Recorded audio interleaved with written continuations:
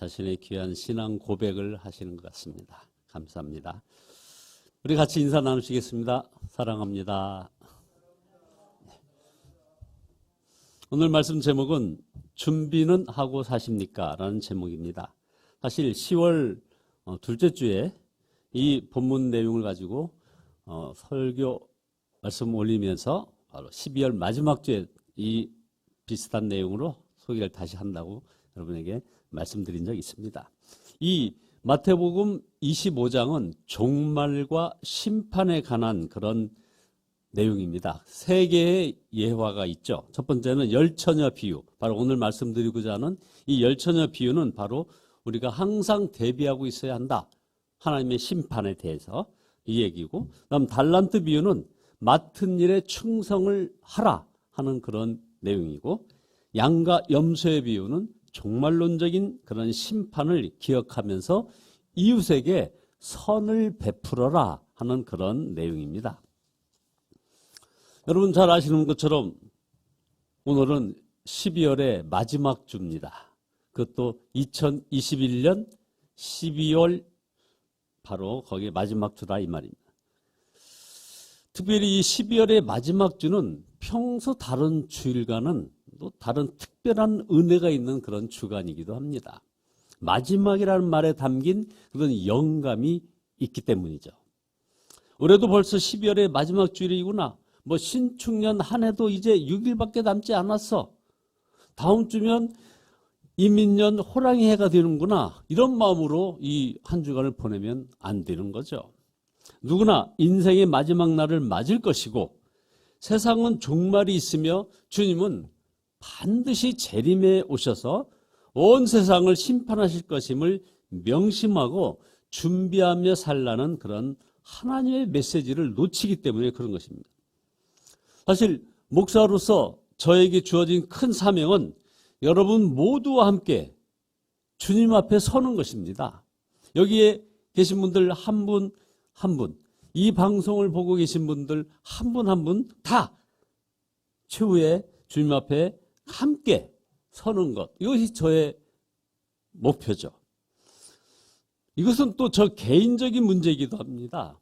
다른 사람은 구원받게 하고 정작 저는 천국에 들어가지 못하는 끔찍한 일은 없어야 하기 때문에 그렇습니다.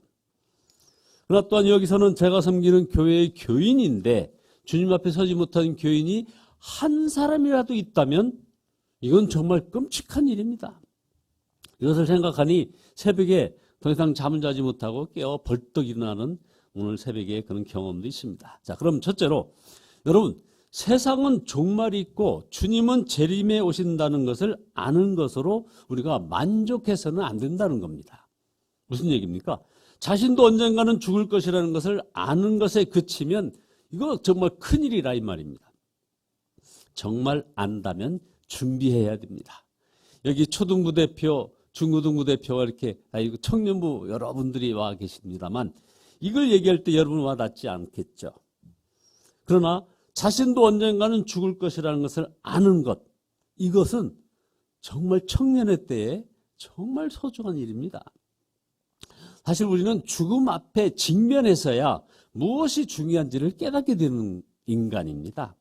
만약 지금 이 시간에 우리가 유언장을 쓴다면 무엇을 쓸 것 같습니까? 몇 년 전에 유언장 쓰는 그런 유행이 일어난 적이 있었습니다. 지난번에도 한번 소개했습니다만 우리나라에 너무나 많이 알려져 있는 미국의 사성장군, 합참의장, 국무장관을 지냈던 콜린 파월이 여러분 알다시피 이번에 코로나 바이러스, 소위 말해서 델타 바이러스의 합병증으로 사망을 하면서 사망 직전에 이분이 인터뷰와 더불어 유언 같은 말을 이렇게 남겼습니다. 나한테 미안해하지 마라. 나는 괜찮다. 그러면서 결국은 나중에 말미에서 미안해요. 용서해 주세요. 이렇게 갈 줄 몰랐어요. 이 말을 남기고 소천을 했습니다. 사실 이 말밖에는 인터뷰에서 남길 게 없다 이 말입니다. 유언장으로. 중요한 사람, 중요한 일을 놓치고 살았다는 얘기죠.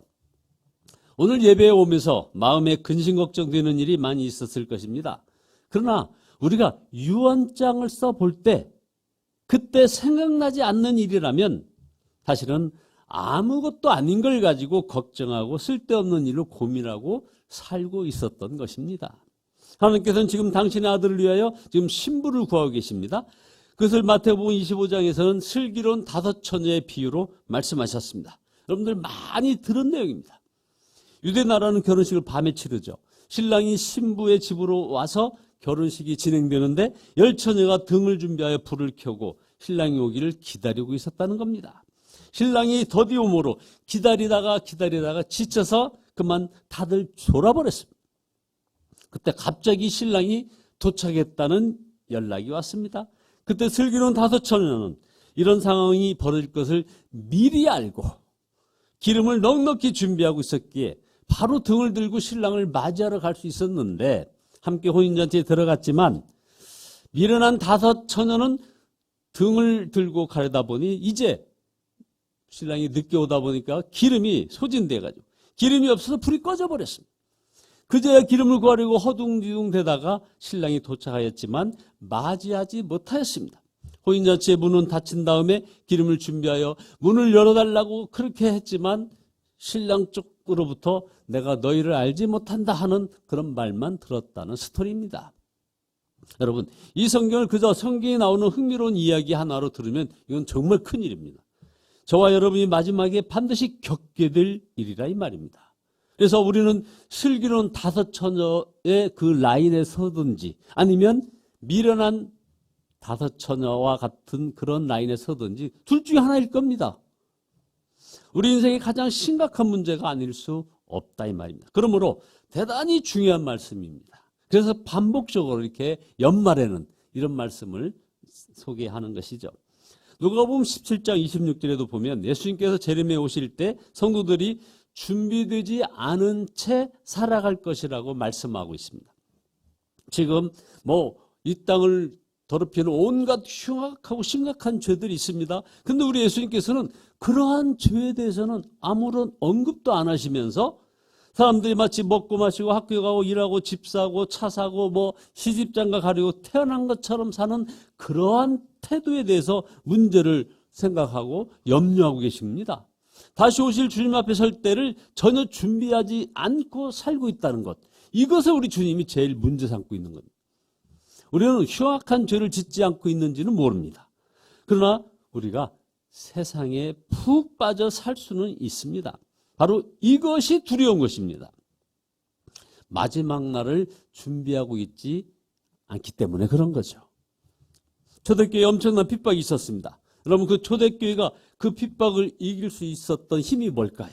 바로 주님이 다시 오신다고 하는 그런 재림신앙입니다. 여러분은 주 예수여 오시옵소서 하실 수 있으십니까? 마라나타 하실 수 있느냐 이 말입니다.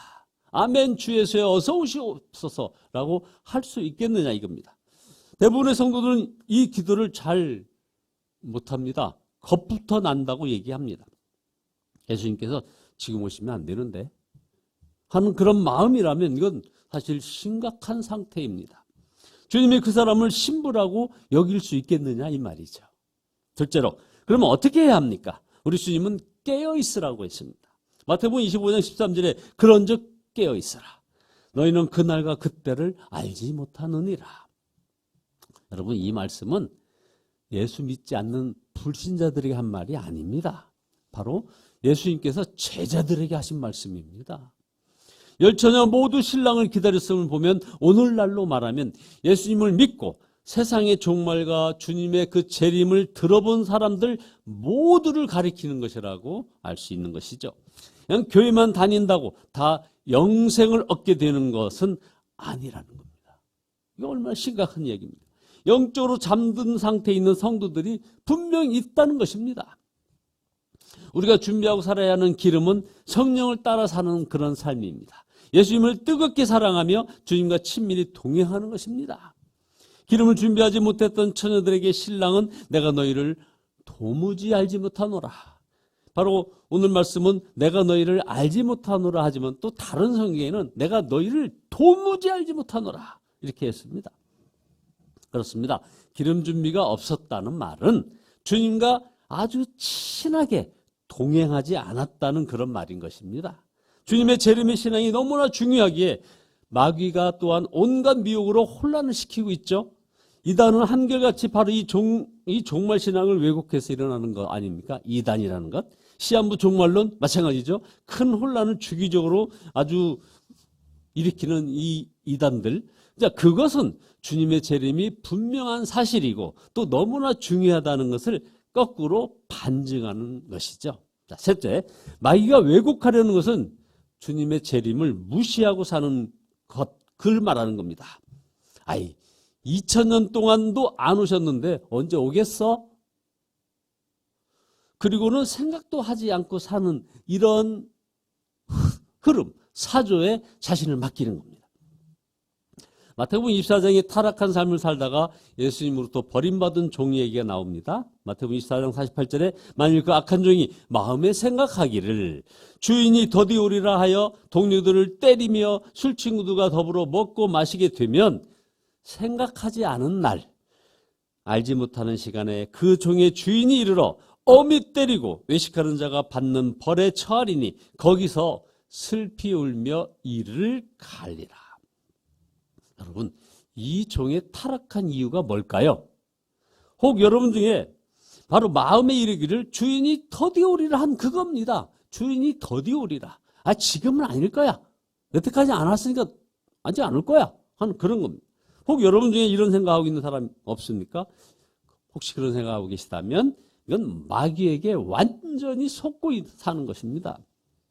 또 하나는 일상생활을 포기하는 것입니다. 주님이 곧 오시니 학교도 다닐 필요 없고 시험도 칠 필요 없고 직장도 다닐 필요가 없어. 그냥 그저 모여서 기도하고 예배드리다가 주님을 맞이하자는 그런 부류. 누구도 그런 식으로 주님의 재림을 말하면 거의 그 부류는 이단이고 미혹인 것입니다. 주님은 누가복음 17장에서 열심히 일하다가 구원받는 자는 데려감을 받을 것이라고 하면서 누가복음 17장에서 이런 얘기입니다. 두 여자가 함께 맷돌을 갈고 있으며 일을 하다가 하나는 데려감을 얻고 하나는 버려둠을 당할 것이라. 누가 버려둔 대상일까요? 열심히 일을 안 하는 것이겠죠. 종말신앙은 현실을 도피하는 것이 아니라 더 신실하게 사는 것을 얘기하는 겁니다. 그래서 로마서 13장에서 또한 너희가 이 시기를 알거니와 자다가 깰 때가 벌써 되었으니 이제 우리의 구원이 처음 믿을 때보다 가까웠음이라.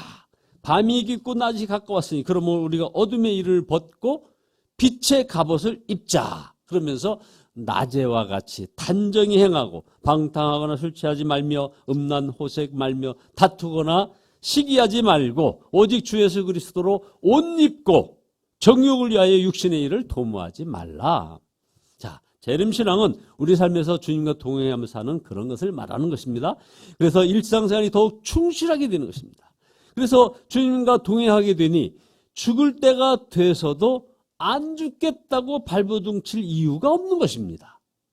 그래서 주님과 동행하다가 그래서 주님 앞에 서는 것입니다. 결론입니다. 여러분, 이제 우리가 질문해야 합니다. 다시 오실 주님을 맞이할 준비는 하고 사십니까? 라는 이 질문에 우리가 답을 가지고 있어야 한다. 이 말입니다. 아멘 할 수 없다면 남은 한 주간이 더욱 소중한 기회라고 여겨야 합니다. 그래서 마지막 이 주일 오늘부터 시작해서 송구영신 예배 직전까지 그때까지 만약 지금 혹시 죄짓고 방탕하고 술 취하고 음란하고 호색하고 다투고 시기하고 정욕을 위하여 육신의 일을 빠져 산다면 이해가 가기 전에 반드시 회개해야 합니다. 그것이 심각한 것은 하나하나가 다 죄이기도 하지만 주님과 동행하지 않는 명백한 증거이기 때문에 그렇습니다. 지금 사는 모습으로 우리 주님을 맞이할 것임을 우리가 알아야 하는 것입니다. 열심히 살았다고 안심해도 안 됩니다. 가정과 직장을 위해 열심히 살지만 하나님과의 관계가 엉망인 채 사는 사람이 의외로 많이 있습니다. 회개해야 합니다.